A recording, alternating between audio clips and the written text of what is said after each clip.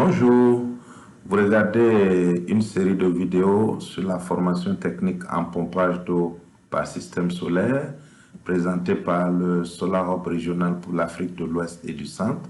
Merci de votre attention. À bientôt.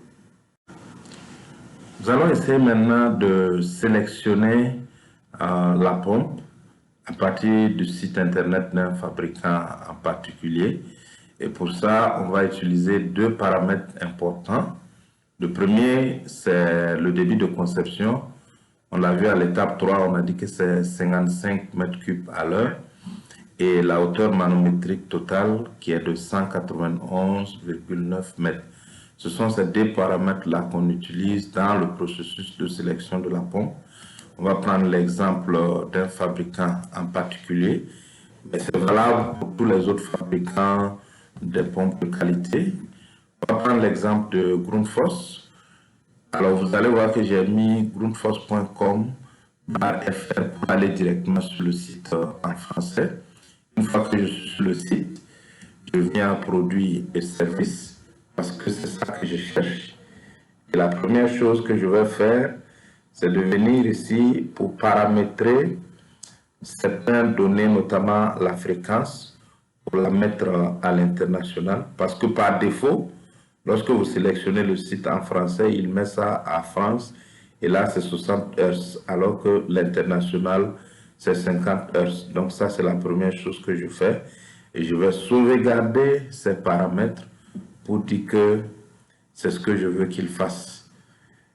Et une fois que ça c'est sauvegardé, il va me ramener sur le site et je vais lui dire que je vais faire le dimensionnement de la pompe par application. Vous voyez bien ici, il a mis application. Et là, il me dit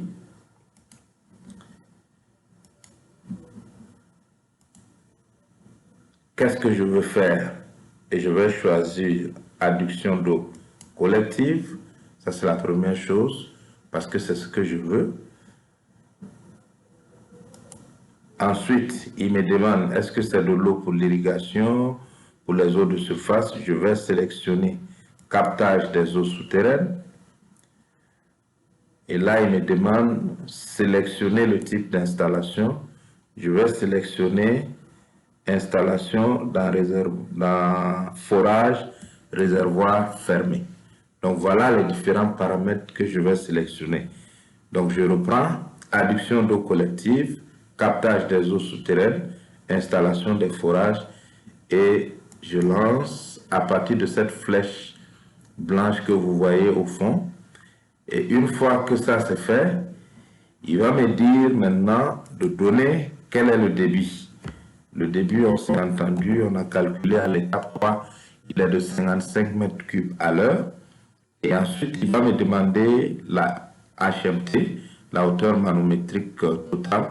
Alors, vous allez voir que dans le site, en français, il a mis pression, mais c'est strictement la même chose. Il parle en fait de la HMT. Et je vais dire, comme on l'a convenu, 191,9 mètres.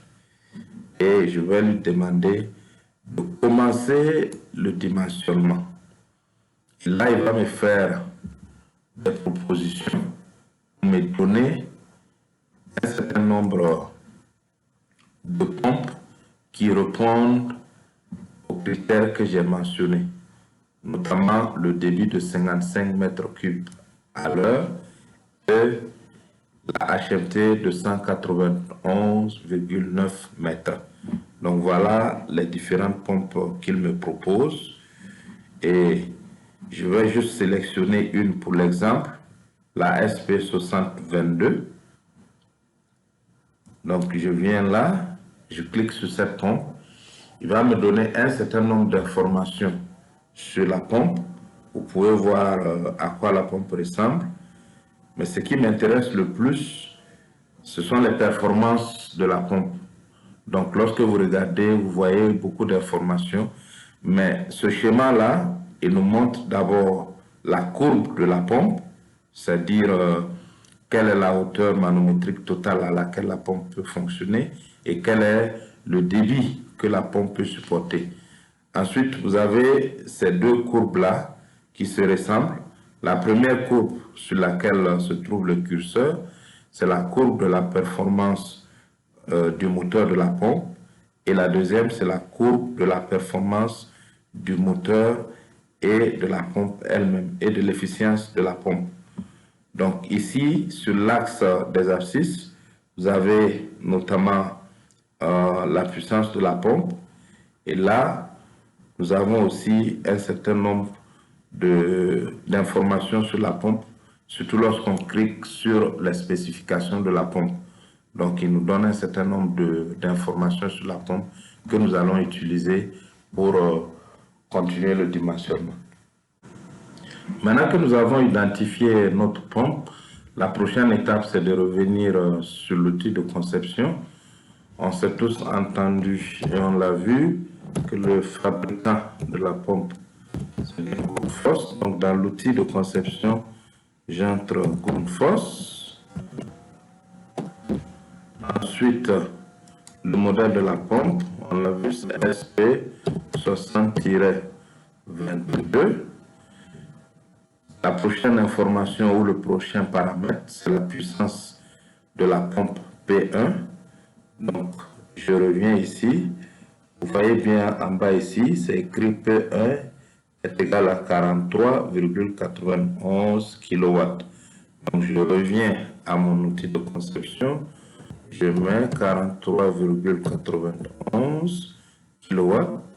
La fréquence, on s'est déjà entendu au début, nous sommes à l'international, on opère à 50 Hz. La tension nominale de la pompe, je peux la trouver dans les spécifications. Vous pouvez le voir ici. Cette tension est de 380 volts. Donc, je reviens dans mon outil de conception.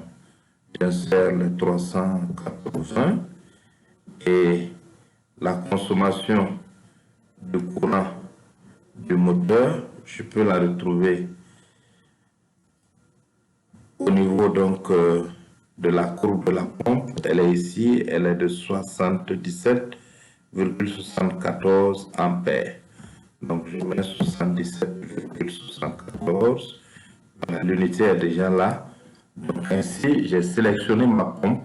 J'ai aussi inséré dans l'outil de conception de la pompe toutes les informations nécessaires pour l'outil pour calculer ou m'aider à continuer dans les autres étapes de la conception.